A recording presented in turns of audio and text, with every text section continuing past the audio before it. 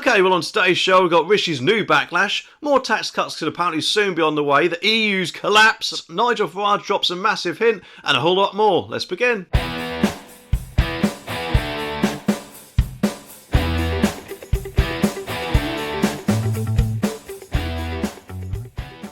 Okay, first up today we got Rishi's backlash. So what is it then? Well, apparently he hasn't exactly been doing too well lately, has he? With a lot of things, but especially migration. And not just the illegal boat people, but I'm talking about all migration together. Because apparently new stats show net migration to be a massive 745,000, which is obviously going to have a massive impact on public services, isn't it? And of course, yes, I know, they all say things like they often bring more money into the country, but they have to think of things like that, don't they? Especially when, I'm guessing further down the line with things like inflation, the money that the NHS receives isn't exactly going to go that far, is it? But remember, this 745,000 is around 500,000 more than what Rishi apparently promised that he'd bring it down by. And that is because, if I remember rightly in the 2019 manifesto, they said they'd try to get net migration down to 245,000. And it has only just grown, and more than likely will do now, especially as Rishi's kicked out Suella Braverman, hasn't he? Which, let's face it, didn't exactly do his popularity much good, and no doubt, of course, it'll leave the door wide open for Keir Starmer to open the floodgates even further, I'm guessing. Which, of course, let's face it, will surely make the 245,000 target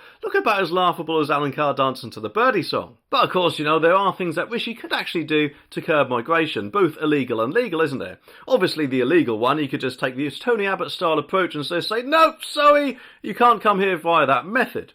And with the legal migration, he could surely up the requirements to get the points. But anyway, the article says that the figures containing both legal and illegal migration show 1.2 million, whilst emigration, of course, was 508,000, meaning that net migration was 672,000 in the year to June. Of course, Bungle and data experts dramatically upgraded their previous 2022 estimate of 606,000 to by a mammoth 139,000 this morning. They said they now have a better understanding of people's movements over the 12-month period, which I'm guessing, if anything, they're probably moving here. But the only glimmer of good news for Rishi Sunak is that ONS put mid-year estimates for the 12 months to June 2023 at 672,000, representing a slight dip to the revised 745,000 figure, which, to be honest, is still not too great, is it? Tory MP Neil O'Brien said, today's extraordinary numbers mean that the PM must now take immediate and massive action. Well, Jeremy Hunt, who a lot of people, including myself, often spell with the silent C, this seems to want to change all that, because apparently he's now saying that we could all be in line for more tax cuts. Hooray!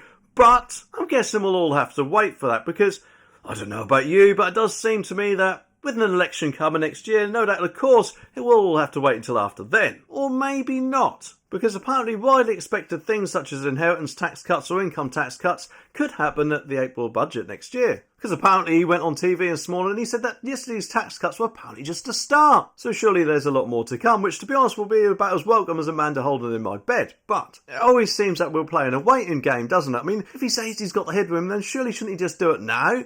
That will help a lot of people out, and especially in the middle of a cost of living crisis. And yes, I know they're going to want to save certain things back for the election, but don't he realise that if people see they're doing a good job or trying to do a good job, then they'll have a lot more chance. Admittedly, they'll probably have a lot more chance without Rishi as their leader, but it doesn't really look too good for them either way, does it?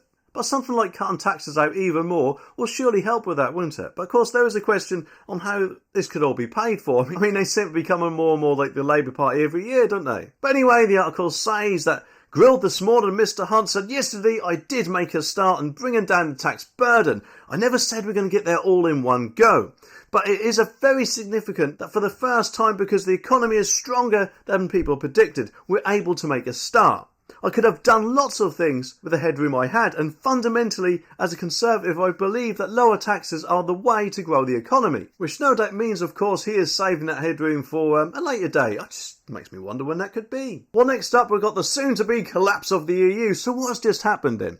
Well, no doubt, of course, EU bosses aren't exactly going to be too happy this morning, because apparently the Dutch election could pave the way for their demise. And that is all because of a bloke called Geert Wilders. Now, who is he? Well, he is the leader of the Freedom Party and is set to claim around 35 seats out of the 150 in the Dutch elections following their exit polls. No doubt, of course, is bound to lead to a lot more Ramona Tears for us all to swim in, eh? And leader of Reform UK, Richard Tyson's apparently given his verdict of it, and let's just read this. He said that the Dutch election was about migration and the cost of living.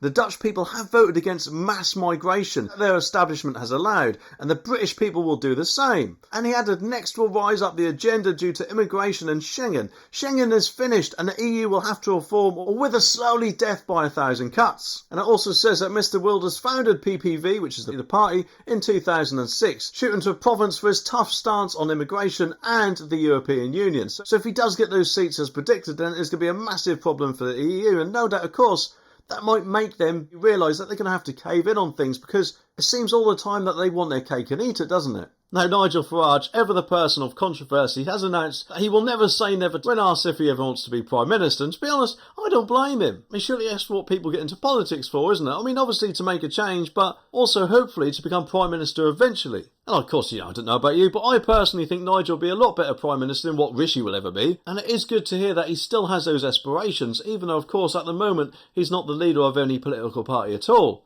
But obviously he still is intertwined somewhere with Reform UK, isn't he? But anyway, the article says that Nigel Farage refused to rule out running for Prime Minister on last night's I'm a Celebrity. The former UKIP and Brexit Party leader said never say never after being asked by his campmates. And he told his fellow contestants, I don't know, we'll see it. It depends on how much mess the country gets in.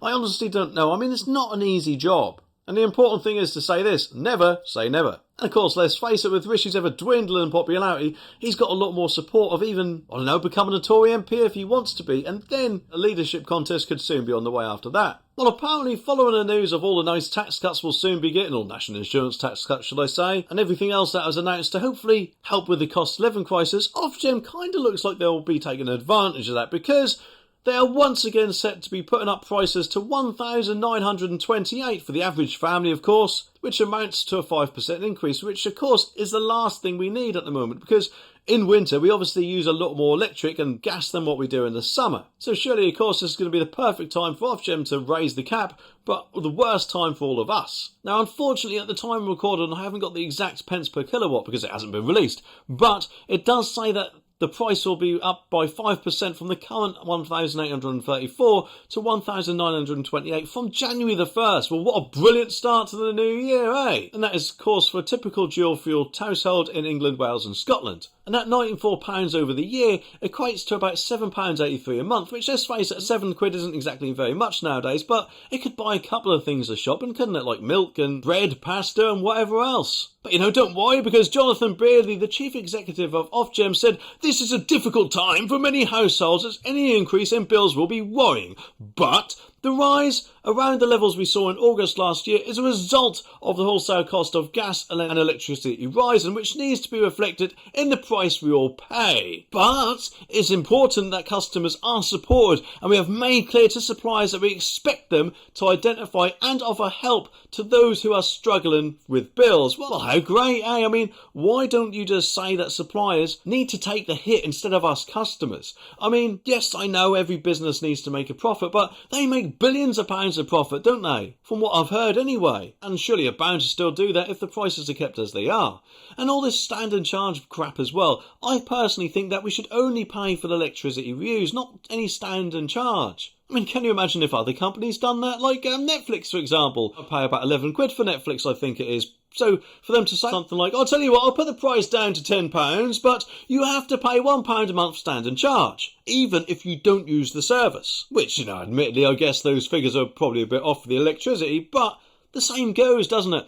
You should only pay for the service if you actually use it, and shouldn't really be charged, in my opinion, just for having the ability to have it connected. I mean, I've got an aerial connected on my roof, but I don't watch live TV, so therefore I don't pay the TV licence. And I didn't have to pay a standard charge for just having the aerial there at all, do I? Well, next up, we've apparently got a boost for EVs, but it's not just EVs, because the car makers apparently revealed that it will build 2 new EVs, a UK factory, protecting thousands of jobs. And surely going to be a sizable investment into the UK economy. So up yours, Ramonas. And that motor giant is Nissan. And apparently it's believed, as the article says, that they could invest £1 billion into the project, reaffirming its commitment to UK-based manufacturing. And yes, obviously I know some of this EV stuff is forced because we've all got that 2035 deadline approaching, haven't we? So that is affecting car makers, meaning they have to build more EVs. But the good news is, doing it over here rather than abroad is good for our British economy. Although, to be honest, I do personally think that 2035 deadline should be pushed back or even scrapped altogether, because it should be up to us when we choose to have an EV, not the government, because at the end of the day, the money comes out of our pockets, not theirs. And yes, I know people say, well, you can still buy second-hand cars after 2035 if you want petrol or diesel, but at the end of the day, eventually, they'll dwindle away, won't they? And the article also says that the motorist giant can make an announcement as soon as Friday, apparently, after months of talks with the government. And sources have said that the Prime Minister, Rishi, and Chancellor Jeremy Hunt were personally involved in the intense negotiations, according to Sky News. I don't know what made them intense. Maybe, I don't know, they took them out on a dinner date. That would be pretty intense, I'm sure, wouldn't it? Not in a good way, though, in my opinion. This will also protect up to 6,000 jobs, which is surely good for those people, isn't it? And our economy, as I said. But no doubt, of course, if Rishi and Jeremy Hunt were involved, that will mean that quite a lot of taxpayers' money is bound to go into them deciding to build the UK factory here as some sort of incentive, I'm guessing. Although, to be honest, I could be wrong. But one way or another, they are going to get a lot more EVs on the road because of it, aren't they? Of course, I'm sure you'll have all heard of Squid Game, which, if you haven't, that is a pretty messed up programme on Netflix. Imagine a game show where you compete for money, but if you lose, you kind of die. Well, it seems that not only will a Series 2 be coming, but also Netflix seem to think that due to the popularity of the show, they'd make their own real-life version with contestants hoping to win a lot of money. But unfortunately for Netflix, the contestants are now suing them, it seems, claiming they've suffered serious injuries during to the filming of the show, such as hypothermia and nerve damage, apparently. But surely wouldn't you think that Netflix, I don't know, would switch their brain on a bit and think if we're going to get contestants to do dangerous things or going to put them in a bit freezing cold temperatures or whatever they did, we'd make them sign some sort of disclaimer. You'd like to think that, wouldn't you? But it looks like that might not have been the case, because the article says that the allegation comes after some contestants complained about feeling unwell after they had to stay motionless for hours in freezing temperatures while filming in the UK for series Squid Game, The Challenge. And so have now begun legal action claiming that they did not know what risk we'd be taking. No doubt, of course, they probably would remain, but I mean, I could be wrong. Or that they would be risking their health by crouching motionless for long periods in cold temperatures. And one of the claimants says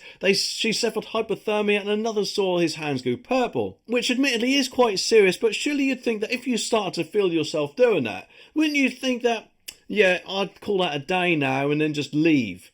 Because no money is worth your health being damaged by some sort of serious amount. I'm sure they didn't have some sort of gun pointed at their head saying they had to continue the process, did they? There's bound to be some sort of exit mechanism that they could have done, I'm sure. That would have been some sort of legal requirement to keep them at least safe. Unless, of course, they thought they were playing the real-life Squid Game, in which case, then they'd be a bit screwed. But I'm guessing if they thought that, they might not be too bright, eh? But anyway, the article says that Daniel Slade of Accident Specialist Express Solicitors is supervising cases where claims have been made against Netflix production company Studio Lambert. He said, "We have sent letters of claim on behalf of contestants injured in the show. We recognise that people may see this as the classic David and Goliath battle with the company and its production partners.